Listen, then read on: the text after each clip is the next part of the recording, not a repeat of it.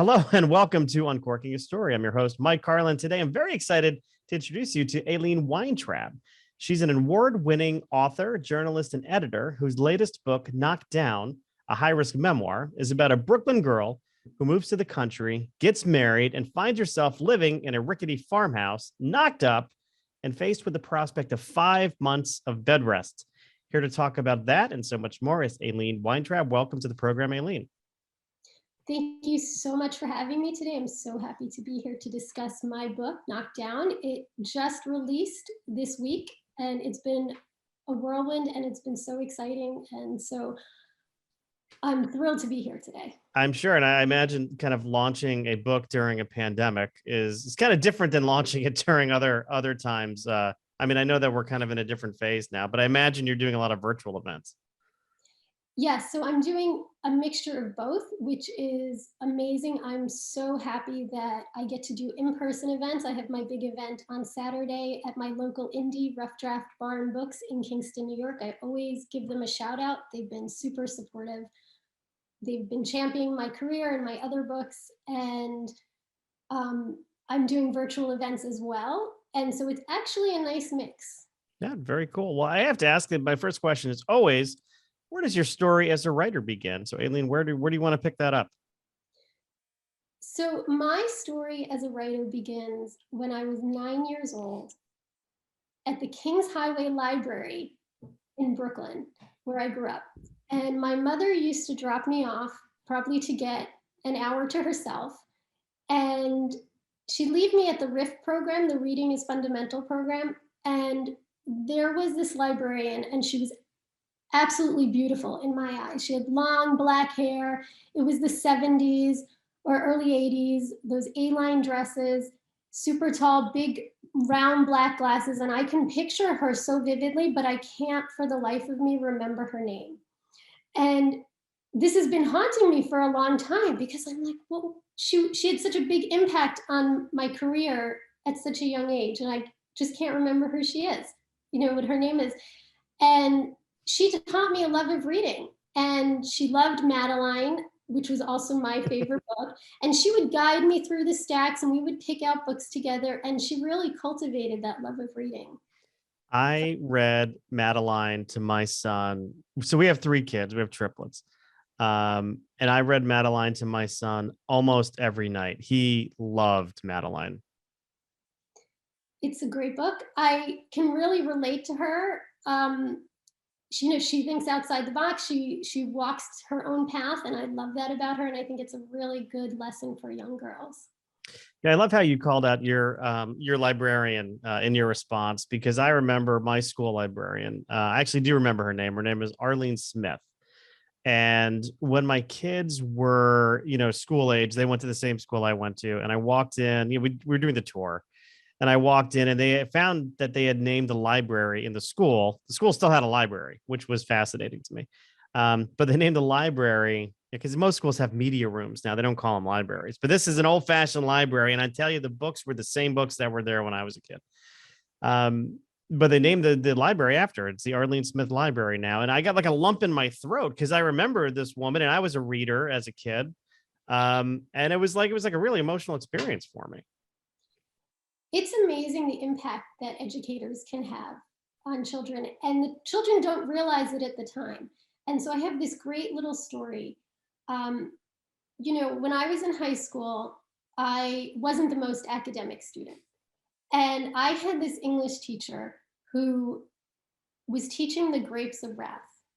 And her name was Gail Katz. I want to give her a shout out.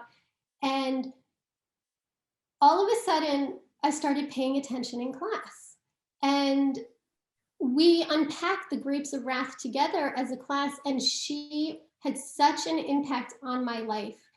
And she really respected my words on the page, and she pulled them out of me. She didn't just grade papers, she helped me develop my voice. And so when I wrote Knocked Down, and it was published, and that in itself was such a long journey. It took 10 years to publish this book. But not only did I acknowledge her in the acknowledgements, I found her, and I did some sleuthing, and I was able to track her down. And I sent her a text because I didn't know if she remembered me or anything like that. And we ended up having this amazing conversation. It's 9 o'clock at night. She's like, I have to call you. And we talked about life and the grapes of wrath and high school and everything that's changed since then. And it was such a cathartic, beautiful experience, not only for me, but for her to feel so validated after all these years and to know that, you know, 30 years later, her work still mattered so much. Yeah, I imagine that you made her day in that regard.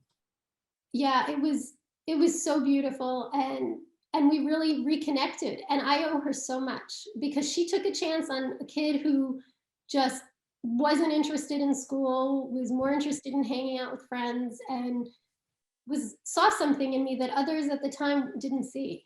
Well, here's to Gail Katz. Yeah. So when did you start? So I mean, this is high school, right? So were you writing anything creatively in high school? Were you dabbling at all back then, or? Yeah, I would say I was busy with other things in high school. I always other creative endeavors that we won't get into, but I know there's a story there, but I'll be kind and not press you on that. but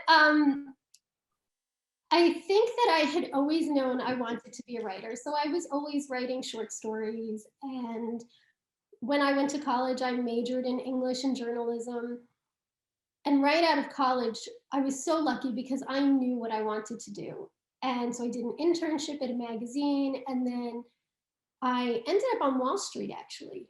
It wasn't so easy to get a job back then, but I ended up in the editorial department of Swiss Bank, where they edit all the notes and things that go up on First Call and Bloomberg and all of that. And I was really depressed about that because there was no creativity. It was good money, but there was no creativity at all. Yeah. And one day I just took a risk and I up and quit. And then my path took me to advertising in the editorial department, and I finally landed in a children's publishing company. Hmm. And I knew I had found my calling because I'm also a children's book author as well. And so I became an editor at a children's book company in New York City. And my career really took off from there. And eventually I did that for a couple of years, and then I started freelancing full time. I was doing a little research on you, and I did see a number of children's titles. The one I'm most curious about has to do with the greatest band in the land. You wanted the best, you got the best. How did you come to write a children's book on Kiss? Yeah, so this is a great story because I had finally, not to give away the ending to Knockdown, but I had my baby. And 2 weeks later, one of my editors called me up and said, Hey, do you want to write this book about Kiss? And I was like, I just had a baby. And I've been in bed for 5 months. And I was still getting my strength back in a very real way and dealing with postpartum depression and postpartum anxiety. But this was a great opportunity. And so I dived right in, and it was a really challenging time to write a book because I had this new child, this new baby in my life. And I remember, and my husband was working 12 hours a day. And I remember he would come home and I would write from 7 to 9 at night. And sometimes when my child was napping, I would write, but he wasn't a good napper. So it was a challenge, but it was so good for my mental health to be offered that opportunity. Did you get to interview any of the members of Kiss for this book, or no? I did not interview them, but I did a lot of research, a lot. Yes, I've done a lot of research into them as well, but not for book reasons. I was a fan back in the day. I didn't wear the makeup. I didn't go to concerts, but I did appreciate the Kiss Alive 2 album, I'll say. Well, I did go to a concert in Brooklyn at L'Amour's, and well before, when I was a teenager. So Yeah. well before I even knew that I was going to be writing about them. So that was a fun memory. There you go. There you go. I do want to talk about the book Knockdown.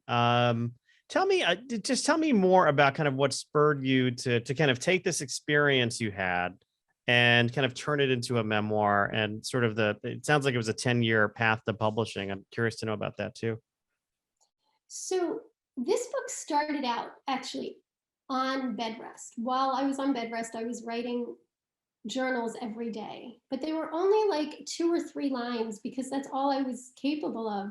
I was flat on my back, and I wanted to document this. And actually, the very early versions of this book had the journal entries at the top, and then we decided to take it out because it kind of was the story.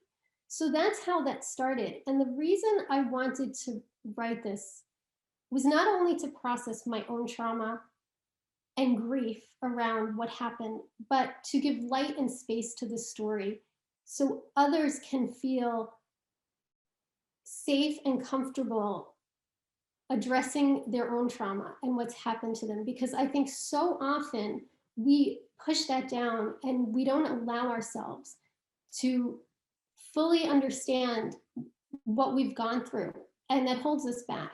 And there's a release in that. And I want other women to feel empowered to tell their stories.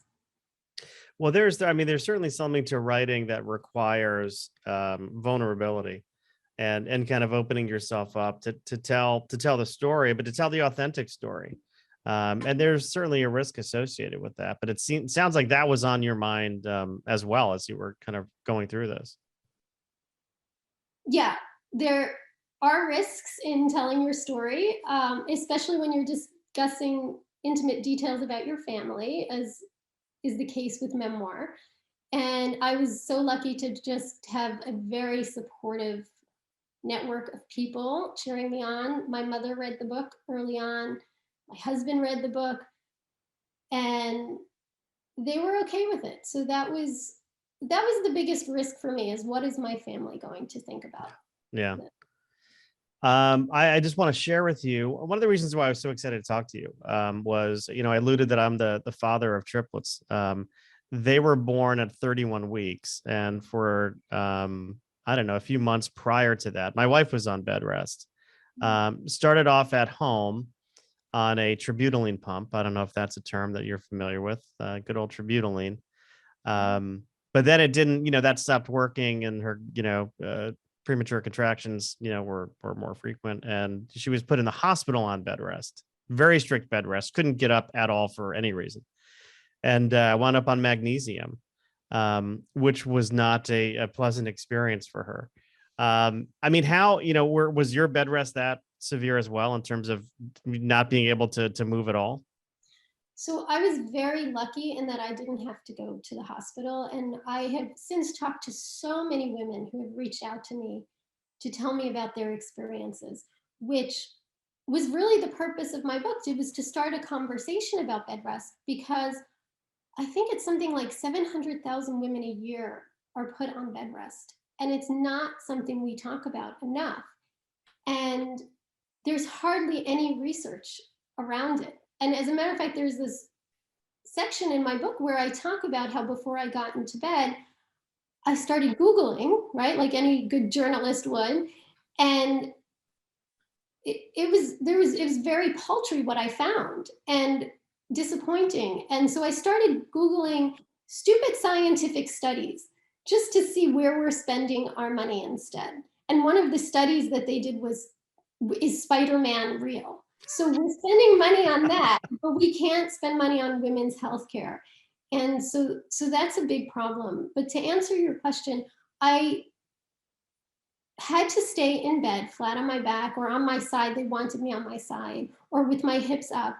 And I was only allowed to get up to go to the bathroom and take a 2-minute shower. And so my husband packed a cooler every morning and left it on the floor. And then I would fight with the dog for the food in the cooler because the dog was like, this is my territory and this is my food, and maybe I'll share it with you. But I was really lucky to stay out of the hospital. So I do know that other women have had it way worse. Yeah. And yeah. Yeah, but it sounds like you're kind of giving all of, everyone a voice in here through through your memoir. Um The other thing that I noticed and that I wanted to share was when my wife was very early into our pregnancy, her father died very suddenly. And we knew we were having twins. I think a month in, because her levels were off the charts. I guess it was her estrogen levels. They're like, "Hey, you're having twins," and I'm like, "Okay, I'm a twin." Twins run in our family, and we go into a big growth ultrasound. This is right after her father had passed away, and she was going through. Obviously, it was a shocking, death, and she had been going through some feelings, like internal stuff. She's like, I think I lost the babies, and we had a miscarriage before.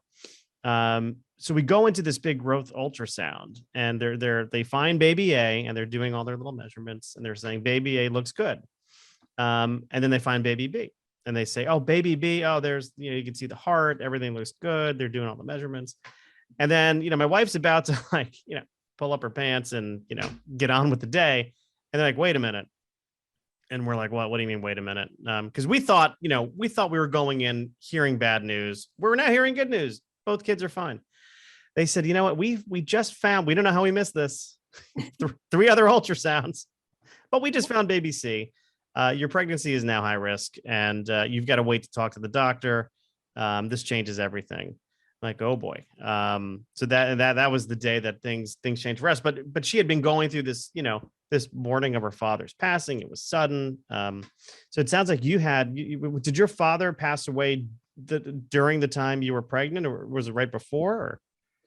So my father had passed away actually 2 years before, and I had not really allowed myself to process this. And first I want to acknowledge your story and say, what a story. And I'm really curious as to what your initial reaction was when you found baby C was there as well. I will tell you, my wife started shaking because she was really, really nervous. I could not stop laughing because it was, I was relieved. But B, I'm like, oh, the universe is just working in a funny way. And this is probably my father-in-law, becoming reincarnated as one of these kids. I mean, I really didn't think that, but he did have a very funny sense of humor. But yeah, it was a wild experience. And things got serious. We actually went to, because we had to wait for about 2 hours for the doctor to come back. He was in surgery, and the nurse is like, go to the diner, just let this sink in. And there was a diner in walking distance to the office. So we know that we do not say one word to each other. It was the most quiet meal we had ever had together. Because it was scary. Things start to sink in. You talk about Google, it's like you start Googling stuff, and it's like things change from that moment forward. Thankfully, the story ended very well. Even with 31 weekers, but yeah, it was thank you for asking. It was we had different reactions at the time. I guess that's the answer. Yeah, and I think people don't even talk about it. Like, they're going along in life and they don't stop, especially with pregnancy and high risk pregnancy, because there's so much going on that we don't stop and talk about these moments. And one thing that I realized while writing this book is that life doesn't throw you curveballs. Life is the curveball.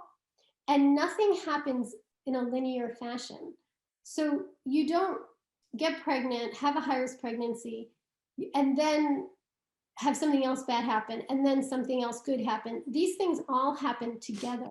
And that's what life is. And so for me, having a high risk pregnancy and finally processing my father's death, because here I am in bed 5 months in an old farmhouse. I know very few people. And now it's just me and my grief. And what I realized is my father didn't want me to grieve, or at least that's what I thought, because he had always raised me to be very strong. And I think he knew what a sensitive person I was. So I was trying to honor his memory by not letting it affect me. And then suddenly I'm on bed rest, and I can feel myself slipping into this prenatal depression, which, by the way, nobody else talks about really. And so if we're not happy and joyous during our pregnancy, we feel shame because we should just be so happy that we are pregnant. And that is not the case for so many people.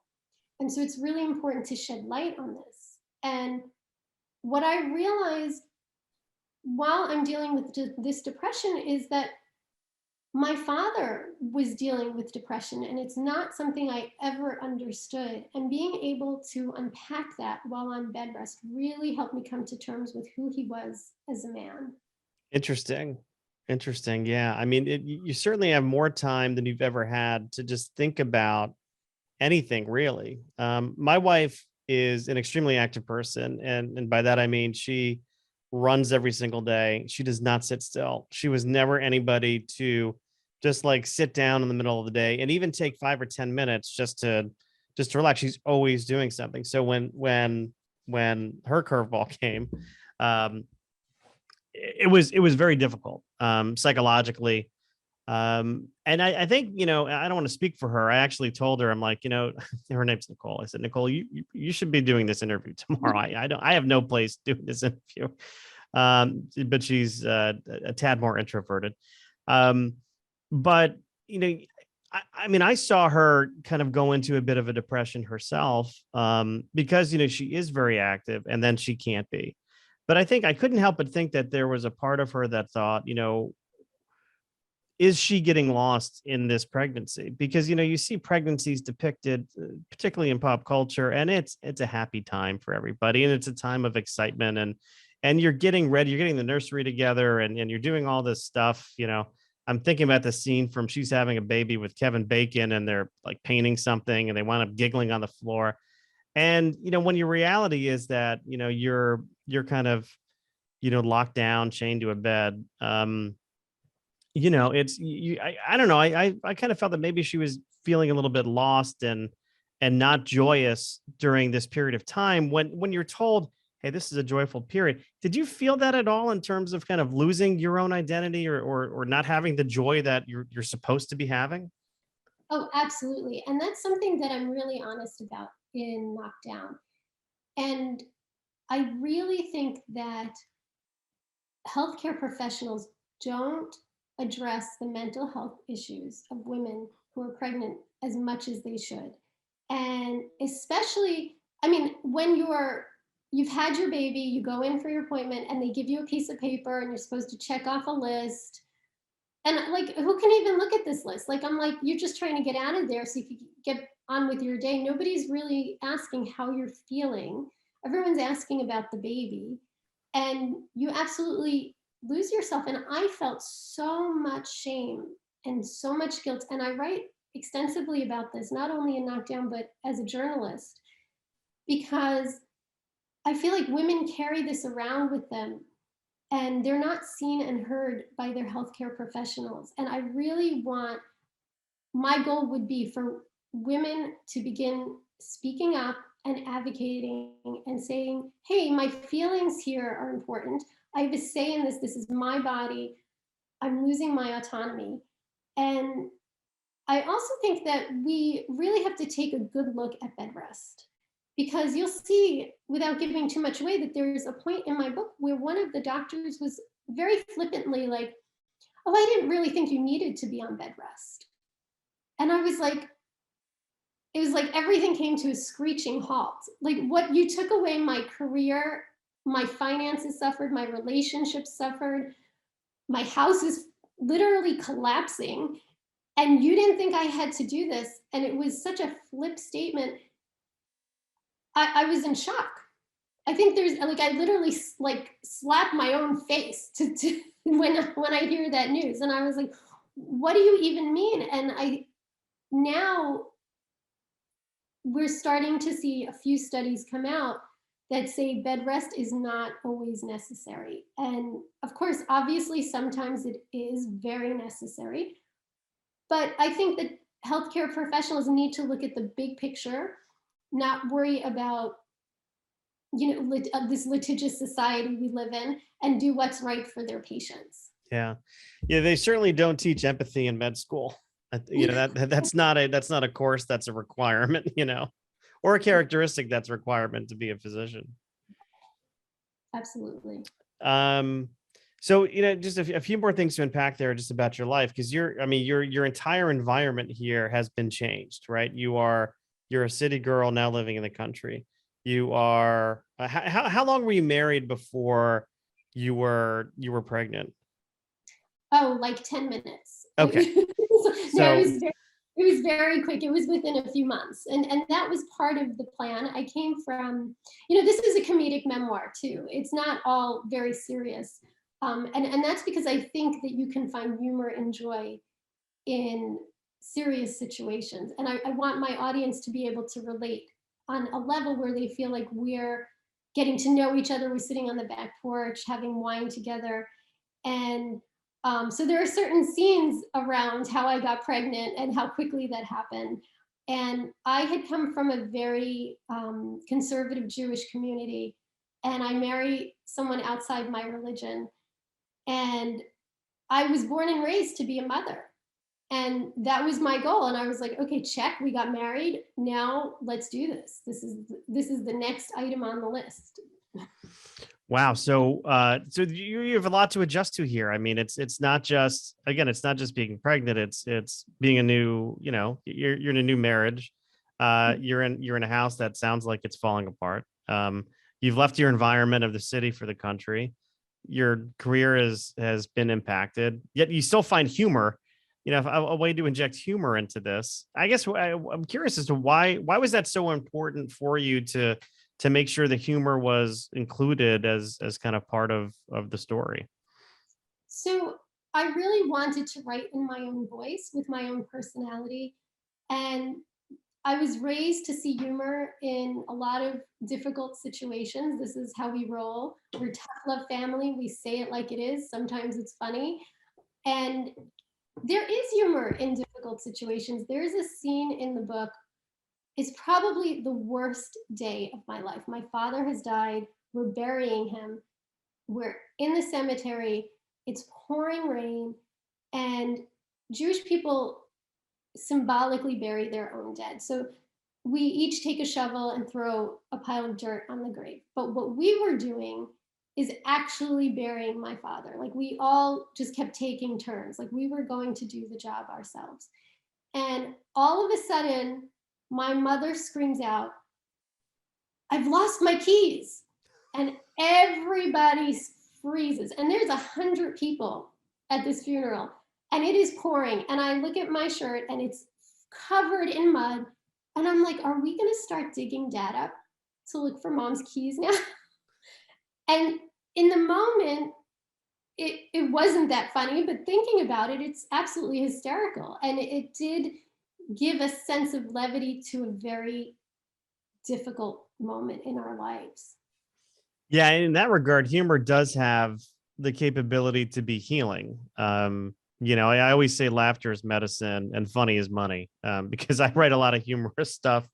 Um, Although I'm still waiting for the money, to be honest with you. Uh, but but it's almost a comedian's job, I think, to look at the world or look at situations that are rife with tension, and then to take just a very different or subtle spin on it to create laughter. That's why I'm always drawn to, I'm drawn to stand-up comedy. I'm drawn to, funny writers like a Jonathan Tropper type who, is beautiful writing, but just does not cease to make me laugh, even when going through some very emotional, scenes in his work. But this is not about him. This is about you.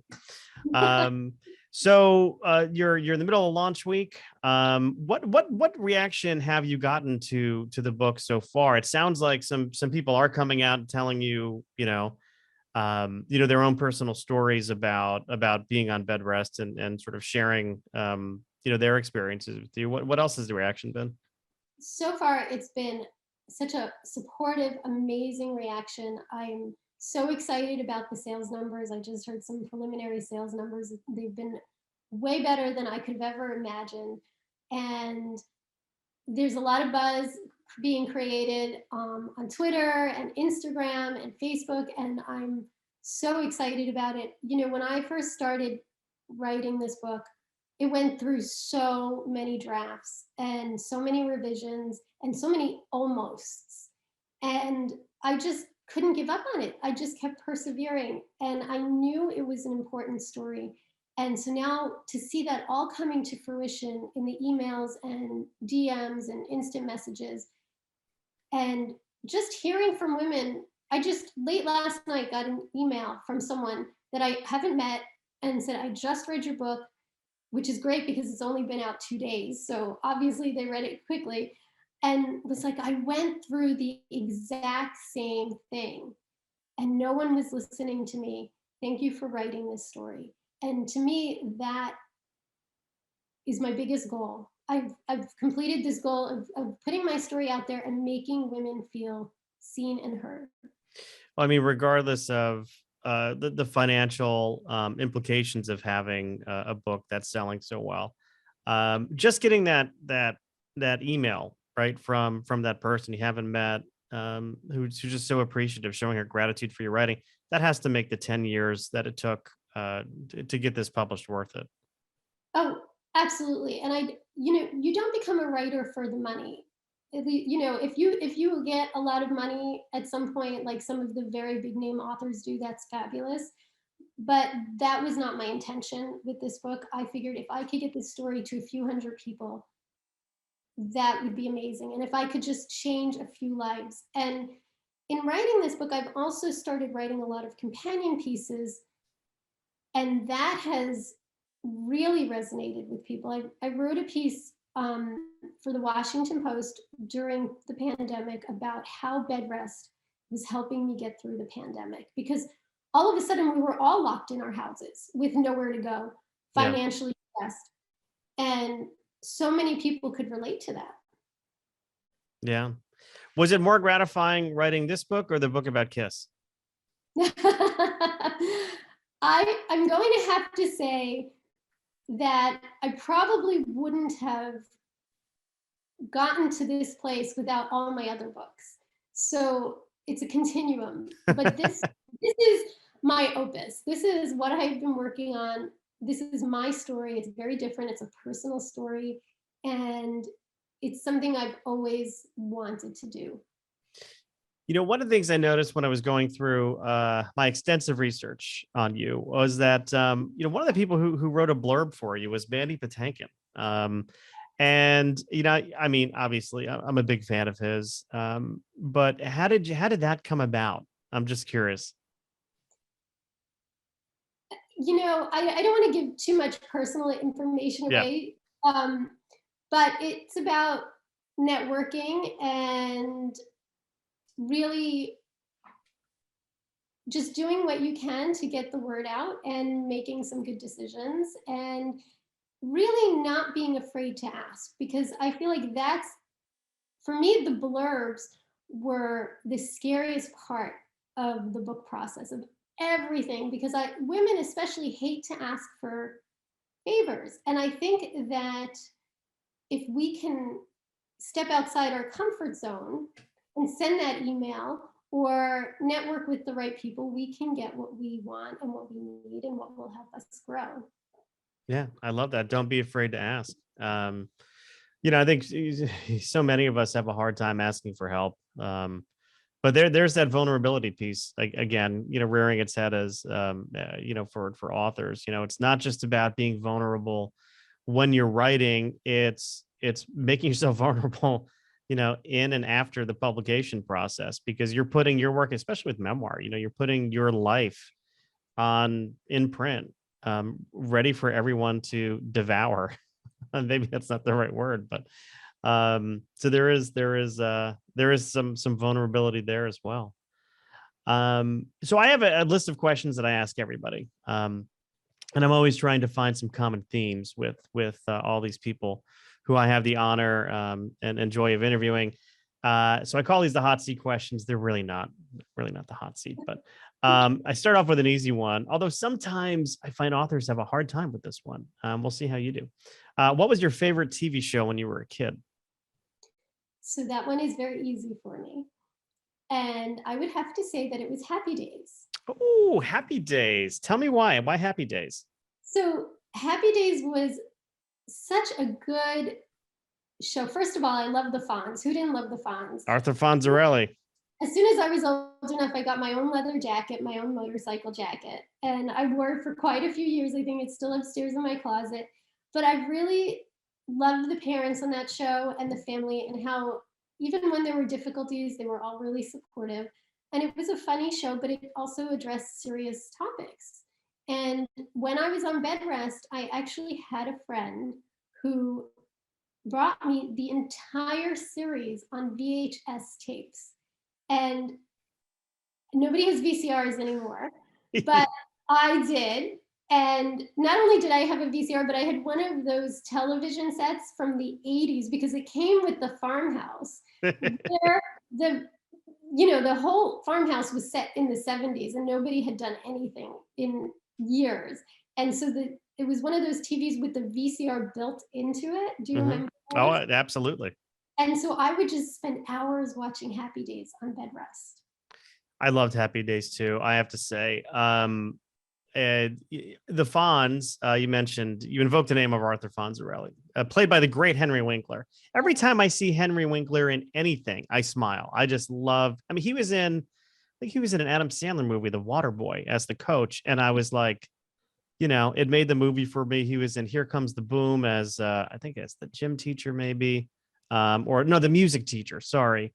And he always made me smile. But I remember as a kid, I had a picture of the Fonz over my bed.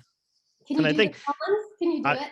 loved, hey, and I used to do this. I had a this is going back to the 70s. I mean, I had a for Christmas one year, my brother and I have a twin brother, we got motorcycles, and we just thought we were the coolest things on, we were the Fonz, we were the Fonz, or we were Ponch and John from Chips. I mean, this Oh, is kind of going back to our early days here, but now we're dating ourselves, right? we are, but it's fine. It's fine. So there we go. Happy Days. Question number 2. How do you feel when you're staring at a blank piece of paper or a blank computer screen, depending on how you write, with the intention of writing something, at any given time? What kind of feelings, emotions do you experience?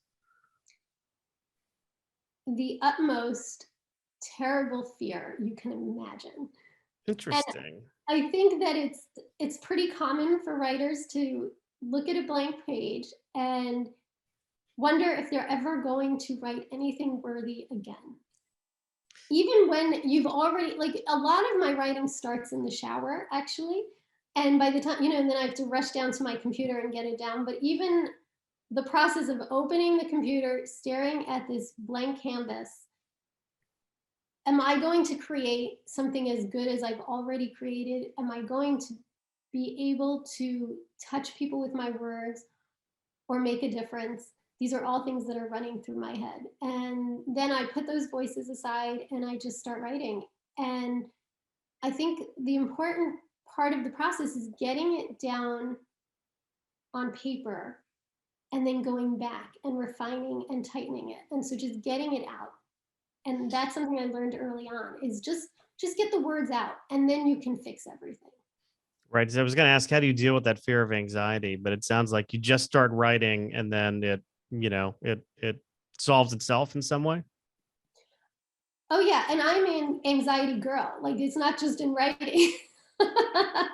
Like, that's a whole other podcast, is how I deal with my anxiety, at least one or two. But so it does permeate into my writing, but it also, again, I think adds a sense of humor to my writing, because I can see that it's anxiety and I can share that. And I think that's a bridge for many readers, is that I can connect with them and saying, hey, I'm having these feelings, and I can acknowledge that they're kind of funny in a lot of ways, but also very serious. Mm-hmm. How about this one? What lesson do you feel you would learn the hard way when it comes to, either, writing or publishing? I feel that the lesson I learned is that publishing is a long game. There is no instant gratification in publishing. It's one of the few professions that really still takes a very long time. A traditional book usually takes 18 months from acceptance to publication. And of course, I've had books delayed. My last book, We Got Game, 35 Female Athletes, was delayed because of the pandemic. And I think it's just accepting that you're going to receive a lot of rejection, you're going to get ghosted, and you're going to persevere if this is important to you. Yeah. Yeah, it is a long game. And I think that's why a lot of, aspiring authors struggle because, they think that they could just write something and then query agents and, are surprised when they get so many rejections, which is another humbling process. But it is a long game. But that leads into my next question, which would be, what's the best piece of advice you could give to an aspiring author? So I'm going to tell you the best piece of advice I was given.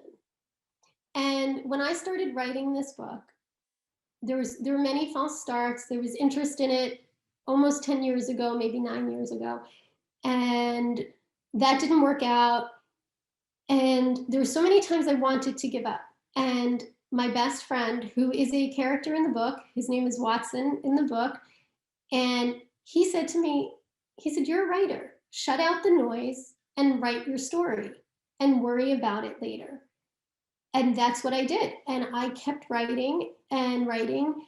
And one of the best things I ever did was to join a writing group. And every week we would just workshop another chapter. And I learned so much from them, and they helped me, and I helped them. And that's how this book really came to fruition. So the importance of a community, of a writing community that you could sort of, work with, and is there an element of accountability there, in addition to sort of camaraderie, or? Oh, absolutely. There's accountability. There's realizing also, I think, as a writer, that you can't just have people help you, but you have to help other people. And that is how you become a good writer, by reading other people's work, helping them develop their work, and really being a good literary citizen. Literary citizen, that's a great term. I have to write that one down. I really do believe that the I only got to this place as a published author. I've written over 75 children's books. I have numerous essays and articles published, and now I have this book. And I only got here because of the support and motivation from other writers who have come before me and who are coming up after me. And I think it's equally important to network with both of those, provide support and encouragement. Both of those groups will be your readers, and they will help you and you help them. And so I'm always available when I can be to answer questions and give guidance as others have done for me. Where can people go to find like writing communities, little groups, where they can either network or, participate in some sharing of work and some giving back? Well, the local libraries often have writing groups. Hanging out at the coffee shop near your local indie is really helpful. Much of this book was written in various coffee shops. And really going to events, supporting other authors, going to their Zoom events. There's tons of Facebook groups for writers. There's a group called the Binders, and that's really helped me meet a lot of different people from all different genres and things like that. So I think you just have to keep your eye out for it. All right. Last but not least, as a writer, imagine you could write a letter to your younger self. Maybe it's that 9-year-old, or maybe it's a high schooler. What would you put in that letter? What words of advice would you give, the younger Aileen? So it's interesting because with this book, I've gotten this question quite a few times. And my first and easiest answer is I would tell a younger Aileen, you're going to be fine. You're stronger than you think, and you will be successful. But I also wouldn't want to say too much, because I think that it's from our experiences that we learn and grow. So I wouldn't want to give her the heads up on all the things that are going to happen or she can do differently. But I would ask one question, and I would say to her or to anybody else, what would you do if you weren't afraid? and then do those things. Because in life, it's really not the things we do that we regret, but the things that we don't do that we regret. Where did you find that you had a lot of fear growing up? Were you afraid? Was that a personality characteristic that you identified with? Well, that goes back to the anxiety and Yeah. asking and taking a risk, right? Like asking for blurbs was really hard for me. And so what would I so and that's what I asked myself. What would I do? Who would I ask if I wasn't afraid of the answer? And so once I started living that way, I was able to open up to so many opportunities. All right. Well, this has been a fun conversation, Aileen, and informative. I know the book is just has just recently been released. Where would you recommend that the listeners of Uncorking a Story go to purchase this book? So if you'd like a signed copy, you can order it from Rough Draft Barn Books in Kingston, New York, or Oblong Books in Rhinebeck. You can also order it from your local indies, Barnes and Nobles, Amazon, Target, wherever books are sold. Very good. And any place that people can go and follow you on social media if they want to learn more about Aileen Weintraub? Absolutely. My website is aileenweintraub.com, and I'm on Twitter and Instagram at Aileen Weintraub. And I love when people read my book and drop me a note and leave a review on Amazon. It's all wonderful. So get in touch. Yes, I know I'm going to buy this book and send it to two people, one being my wife, the other being a friend of hers that she met. They were both on bed rest together. Their doctor put them in touch. We didn't know her beforehand, but they went through this experience. They talked on the phone every single day. And I know she's an avid listener of this podcast. So Carrie Hall, you're going to be getting a copy of Knockdown as well. I'll give you a little heads up there, Carrie. Aileen, thank you very much for your time. Thank you so much for having me. And by the way, I want to commend you on your pop culture knowledge. I'm very impressed by that. So, so this has been a wonderful conversation. We've only scratched the surface. Yes, absolutely.